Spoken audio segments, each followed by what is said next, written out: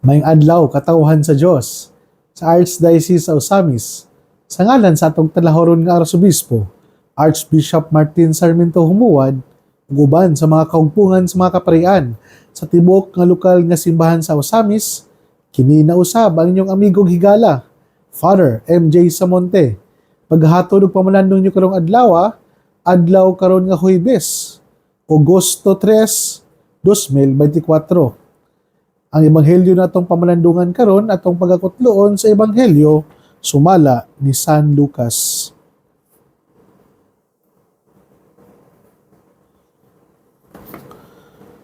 Human niini gipili sa Ginoo ang laing kapituhang duha ka lalaki, gipadala sila sa tinagurha aron maguna kaniya ngadto sa tagsa-tagsa ka lungsod ug dapit nga iyang adtuan. Miingon siya kanila, ang anihon daghan apan jutay ra ang mangangani. Busa pagampo kamo sa tag-iya sa anihon aron magdala siya og dugang pang mamumuo nga muadhi niini. Lakaw kamo, nagpadala ako kaninyo nga sama sa mga nating karnero ngadto sa mga lubo. Ayaw pagdala og puntil ni sudlanan sa limos ni sandalyas. Ayaw kamo paghunong aron pagpahimamat kag bisan kinsa diha sa dalan. Bisan diin balaya kamo moabot, unahan ninyo pag-ingon.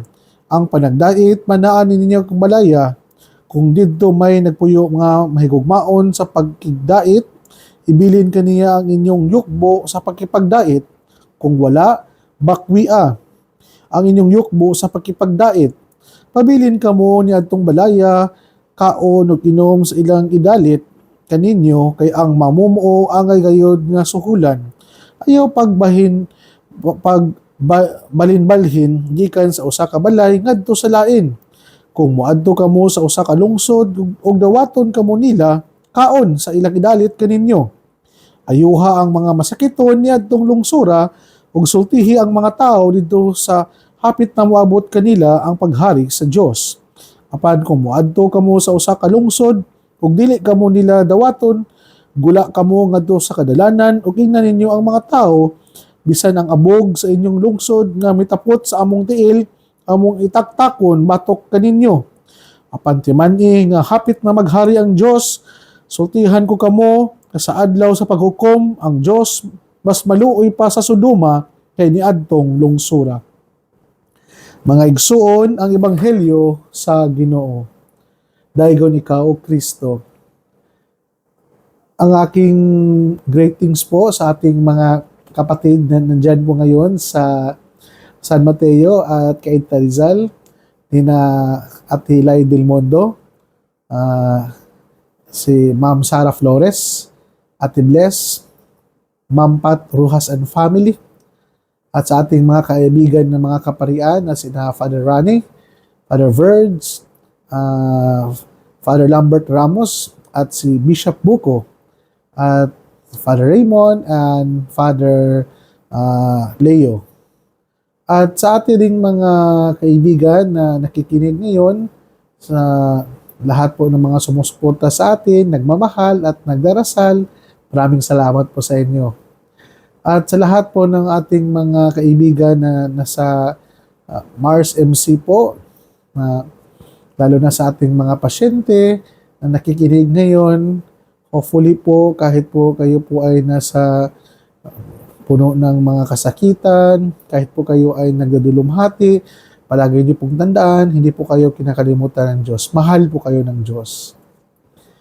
So, mga igsoon ko din ni Kristo, nindot kayo ang ato ang ebanghelyo karon gikan sa ebanghelyo ni San Lucas nga usa ka pahinumdom nga si Jesus gawas sa 12 ka apostoles na iyang gipili, ginuwagan niya sa 72 kalain na pod ng mga disipulo na gihimo niyang advance party nga ipadala dadto sa mga dapit na iyang pagkaadtuan o iyang pagasangyawan.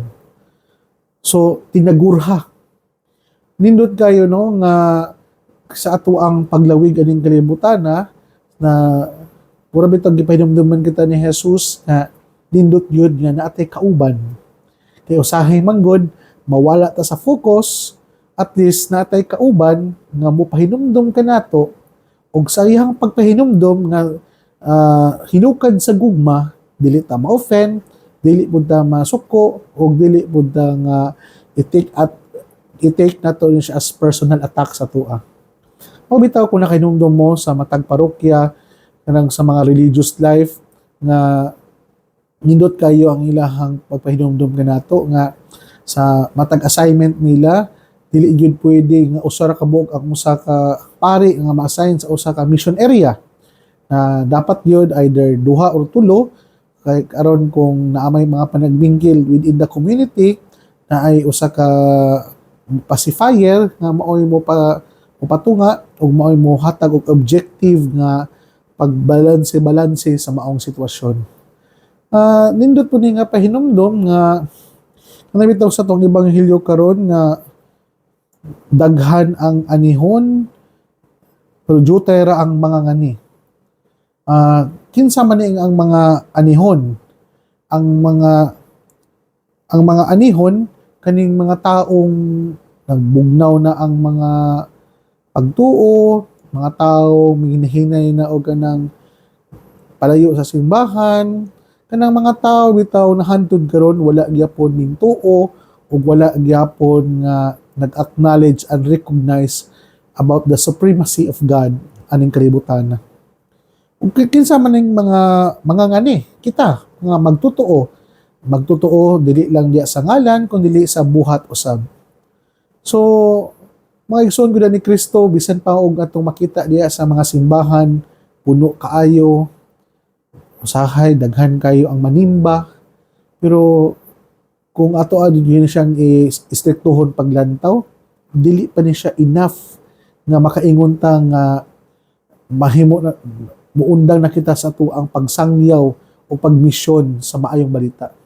Tungod hantod karon, I pretty sure and do believe na daghan yapon ang mga tao na daghan yapon ang wala nanimba, wala magtuo sa Dios, wala naghatag og pag-oras og pagtagad sa adlawng Domingo as isip adlaw para sa Dios.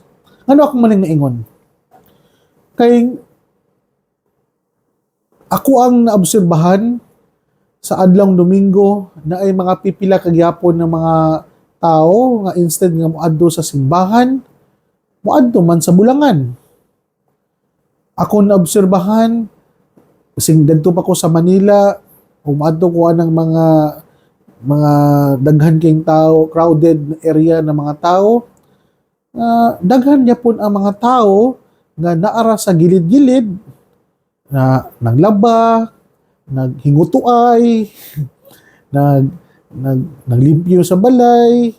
Marami tawong gihimo nila ang adlaw ng Domingo as pure rest day gyud. Me time ra gyud. Sa to pa, daghan naging mga nanimba, daghan naging ang nihatag og oras ug panahon para sa Dios, pero dili pa gyud siya enough nga muundang ta sa ato ang pagkamisyonaryo. Kay daghan gyapon ang mga anihon. Ang anihon is referring to bring others more closer to God and to bring others more closer to the church. Busa dili nato ni sila kumpiyansaan ra nga pasagdaan ra nato ni sila. Kana bitong unsa kaha ang konkreto nga pamaagi, konkreto nga aksyon na isip mga taga-simbahan na mga mangangani nga mahimong epektibo kita sa atong pagpangani na ato ag makuha ang tanan. Di ba? Basta gani nga dili habol gani ibitaw na imuhang gamiton sa pagpangani, dili man nimo kayo makuha tong mga humay na angay nimong kwaon tanan. Kana bitong dapat na atay effective means nga bag-ong pamaagi na pud sa pag-harvest aning mga anihunon. Hinaot pa unta nga mas makapa-attract ta sa uban, kaning mga nawad-an na gana sa pagsimba, mas madasig pa nato ang uban, kaning di naganahan mo adto og simbahan, ug labi na tong mga nawad-an na og pagtuo sa Ginoo. Unsa ba tong pwedeng mabuhat anin nila mga igsoon? So, mauna nga sa ato ang pagpadayon ni ato ang pamalandong karon, ingon si Jesus, lakaw kamo, nagpadala ako kaninyo sama sa mga nating karnero ngadto sa mga lobo. So, kabalo ang Dios na kita mga karnero. mga lumo, mga mapabsanon. Kana bitong kung ang makita manggod sa ubang tao na ang ato ang presensya dadto sa atong pagvision is non-threatening personality, then ang mga tao nagpalibot nato sama sa mga lubo na murag kulang na lang kanunta paakon ta, di ta dawaton, di ba ang lobo ang ilahang gisaligan, ang ilahang kabangis, ang karnero asa man nagsalig sa ihang magbalantay. Mo ni nakalindot dia isip mga karnero. So kitang mga karnero wala ta nagsalig sa tuang personal na kusog o personal na kakayahan. Kita kanunay we always give our total dependence sa ato ang magbalantay na si Hesukristo. Busa mo na abot pasabot ana mga igsuon na ang pagpadala sa Dios kanato dili kita kayo mosalig sa ato ang kaugalingon na katakos, kahingpit ug kakayahan, kundi we always rely and always dependent to God sa panahon na kita mawadaan og gana, mawadaan na og kusog, o kita o aksyon nagkalibog, ug usahay mga luya sa ato ang pagpangalagad diha sa misyon. Inana, mao na but pasabot nga ang gipadala ang karnero ngadto sa mga lubo na isip mga karnero, isip mga sulugoon sa Dios, isip mga sumusunod ni Kristo na atong timan-an kanunay na ang ato ang kusog o ato ang kadasig dili nag-agad ngadto sa uban, dili nag-agad kung giun sa tapagdawat sa uban, kay sa ato ang pagmisyon nagi mga panahon o mga higayon nga dili kita pagdawaton. Mao bitaw nga i-continue pag yun nato dire sa tuang ebanghelyo karon, kung mahigugmaon sa pakigdait, ibilin kanila ang inyong yukbo sa pakipagdait, kung wala bakwia ang inyong yukbo sa pakipagdait. Subot pasabot na kung kita di ay naghatag og harmony and peace og great things sa pakipagdait ngadto kanila, then dili nila dawaton, ayaw ipamugos. Dili inana man ang maayong balita, inana man ang pagmisyon. Dili man nato ang ipamugos ang the word of God.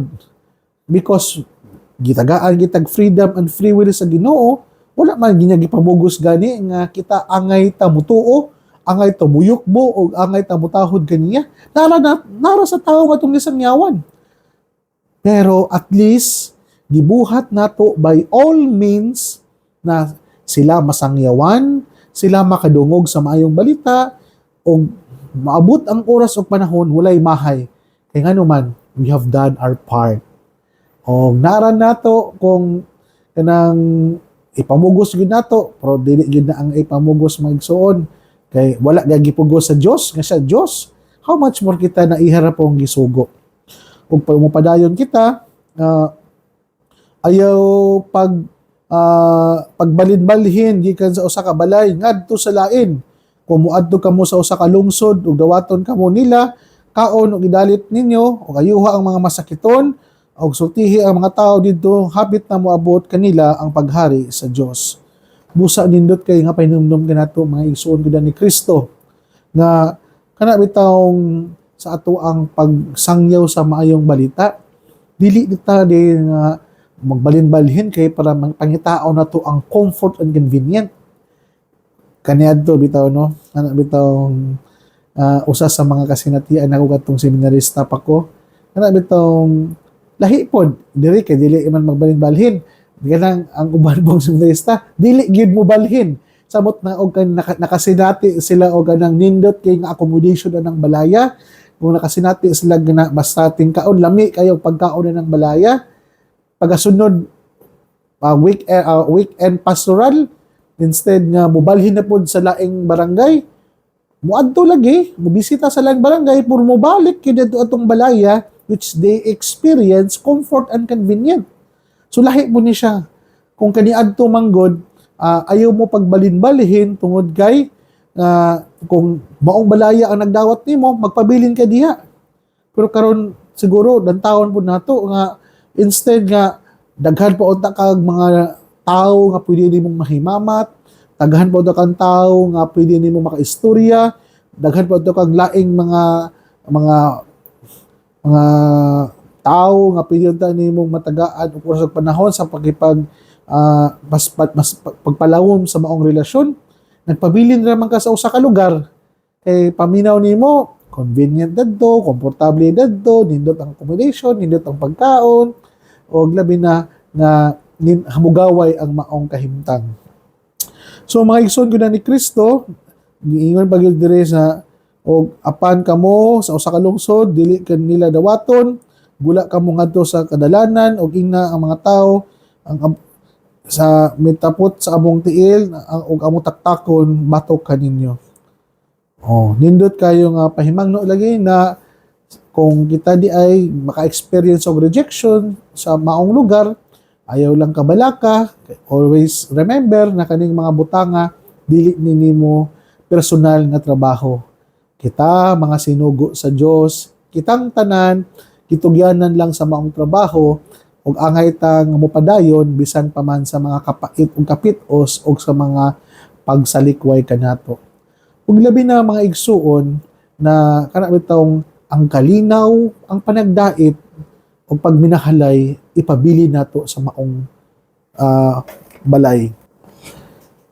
Moto mga igsuon na nindot kayo no na sa katapusan na kana bitawng sa ato ang pagmisyon, sa ato ang pag-adto sa mga lugar na ato ang gimisyonan, diha man sa ato ang balay, diha man sa ato ang workplace, diha man sa mga community asa tanang puyo, kana bitawng we foster harmonious relationship, we foster na kana bitawng kanang peaceful na relasyon ngadto sa uban. Kay mao man ni ang bottom line ani tanan god na sa tuwang pagmisyon ngadto sa uban makahimo kita og nindot nga relasyon.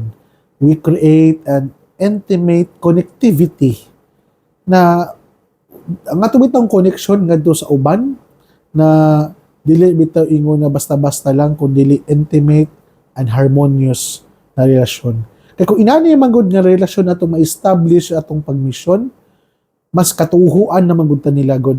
Bisan pa og mo mahimo kang propeta sa maong dapit, bisan pagsakit ang imong istorya, bisan pa usahang disturbing ang imong istorya, because you create an harmonious and peaceful relationship. Dili ka nila basta-basta nga mapasakitan o dili ka nila basta-basta lang nga inana lang nila i-reject. Ano ako man nasulti? Kay base sa akong kasinatian kaniadto, nindot kay ako mga tumong og tinguha, nindot kay ako mga plano, pero I fail to establish a good relationship with the people who am I serving with. Nalimot ko nga bisan pag nindot kay mo mga idea, nindot kay mo ang mga motivation, pero kay wala kay maayong relasyon kanila, prone to misinterpretation ang imuhang mga gipangbuhat. Mo hinungdan na naka-experience kog total rejection o naka-experience kog misinterpretation na mo'y nahimong conclusion na dili ko nahimong epektibo sa kuang pagmisyon. Sa ato pa di ay importante gyud na mo-establish ta una og relationship sa ato ang gimisyonan. Mao na nga importante gyud ang pagputol sa language barrier, dapat makabalo ta sa kultura nila, silang mga kostumbre, sa mga kinaiya anang grupuha, anang pamilyaha, anang katilingbana, na sa pag-create nato og maayong relasyon kanila, then diha na ta magsugod dayon sa atong pagmisyon sa ilahang katilingban, sa ilang panimbalay o sa matag individual. Bisan pa og kanang mahimutang prophetic kayo, vocal kay ta, dili nila ni i-take na personal. Tungod kay gilantaw nila ni as love and concern na to kanila. So kana lang ang mga tips na akong ikahatag mga igsuon na base sa akong personal pod na kasinatian. So busa, sa di pa na ko tapuson ang atong pagmamalandong karon, ako ang pagtimbaya sa ato ang mga duping bishops from the Diocese of Tipolog, from Father Bishop Ver, from sa ato ang halandon na Arsobispo dinhi sa Osamis, sa Pagadian, sa Iligan, si Bishop Joe Rapadas, o sa Marawi, si Father Bishop Edwin de la Piña. O sa ato ang mga amigo higala nga naminaw karon, maayong adlaw kaninyong tanan. Mga igsuon, din lang kukutob. Ayaw ka mong kalimot na ang pulong sa Dios angay gayod nga pamation, pamalandungan ug paningkamutan nga mapuy-an. Bulahan ng tawo nga maningkamot magpuyo sa pulong sa ni Jesus, sama siya sa kahoy nga gitanom daplin sa sapa kansang ang dahon dili gayod malaya. Og timpo sa tingbunga muhatag siya maayong bunga. Daot paunta na ang kining tanan na atong nadungog gipamalandungan makatabang kanato sa pagkinabuhi nga balaan nga maoy magdala kanato sa atoang tumong og tinguha ug padulngan ang gingharian sa langit nga gipangandoy sa matag binunyagan. Igsuon ug maana usab ban sa pangama sa atong mahal na birhen na si Santa Maria nga gitawag nato nga misamisnon ug ang birhen sa kuta. Ang Dios magapanalangin unta kanimo sa ngalan samahan sa Anak ug sa Espiritu Santo. Amen. Sa dili pa ang ako ang pagtimbaya usab sa ato ang higala kahandig ang Sabado family. May adlaw kanyang tanan.